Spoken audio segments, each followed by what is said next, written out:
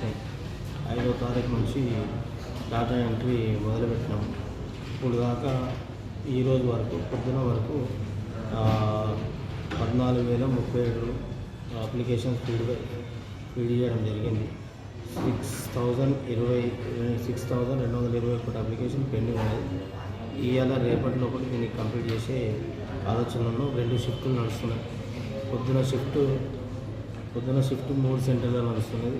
ఒకటేమో మున్సిపల్ ఆఫీస్లో, ఒకటేమో పిప్రి గవర్నమెంట్ డిగ్రీ కాలేజీలో నడుస్తుంది, ఇంకోటేమో నరేంద్ర డిగ్రీ కాలేజీలో నడుస్తుంది.